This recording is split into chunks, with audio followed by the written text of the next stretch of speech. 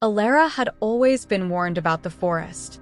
The elders of the village spoke of ancient evils that lurked within its depths, of spirits that preyed on the lost and the lonely. But Elara was different. She was a dreamer, a believer in love that could conquer all, even the darkness. So when she first saw the mysterious man standing at the edge of the forest, his eyes like pools of midnight, she couldn't resist the urge to speak to him. "Who are you?" she asked, her voice trembling with a mix of fear and curiosity. The man smiled, a slow, almost predatory smile that sent a shiver down her spine. "My name is Alaric," he said, his voice as smooth as silk. "And you are?" "Elara," she replied, unable to tear her gaze away from his. There was something about him, something dangerous yet irresistibly alluring. Days passed, and Elara found herself drawn to the forest edge more and more frequently.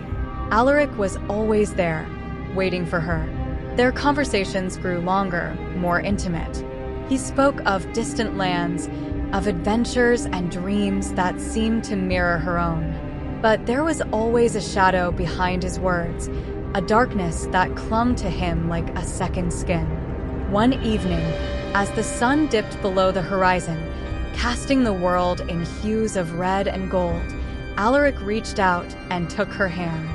"Come with me, Elara," he whispered. "Let me show you the world beyond this village. Let me show you what it means to truly live." Elara hesitated, her heart pounding in her chest. She had always longed for adventure, for a life beyond the mundane routines of village life. But something in the back of her mind, the warnings of the elders, made her pause. I can't," she stammered. "The forest, it's dangerous." Alaric's grip tightened on her hand, his eyes darkening. "The forest is only dangerous if you fear it," he said. "But if you embrace it, if you let go of your fears, it can be a place of unimaginable beauty." His words wrapped around her like a spell, and before she knew it, she was following him into the forest. The trees loomed overhead, their branches twisted and gnarled, blocking out the light of the moon. The air grew colder, the shadows deeper, but Elara barely noticed. All she could think about was Alaric, his touch, his voice, the way he made her feel alive in a way she had never felt before. They walked for what felt like hours, deeper and deeper into the heart of the forest. Elara's excitement began to give way to unease. The trees seemed to close in around them, and strange, whispering voices filled the air.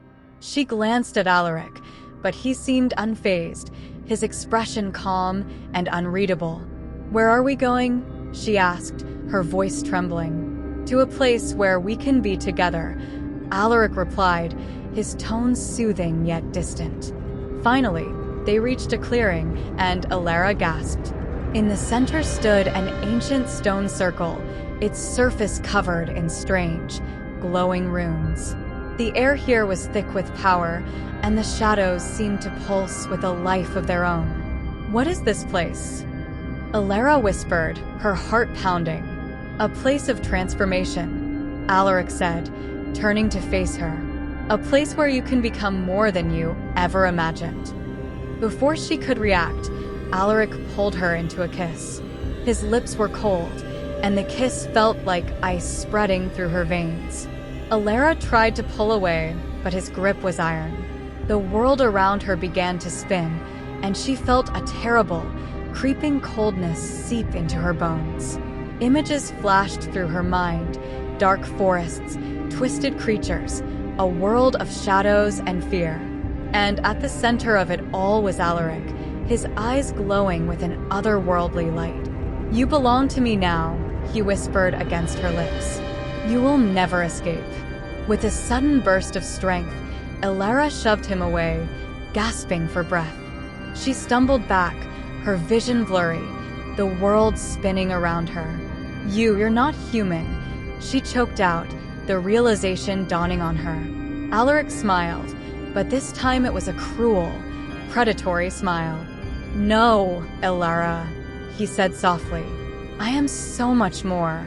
Panic surged through her, and she turned to run, but the shadows seemed to come alive, wrapping around her legs, pulling her back toward the stone circle. Help me, she screamed, but her voice was swallowed by the darkness. The shadows grew thicker, colder, until they were all she could see, all she could feel. She struggled, fought with every ounce of strength she had, but it was no use. The darkness consumed her, pulling her down into a place where light could never reach.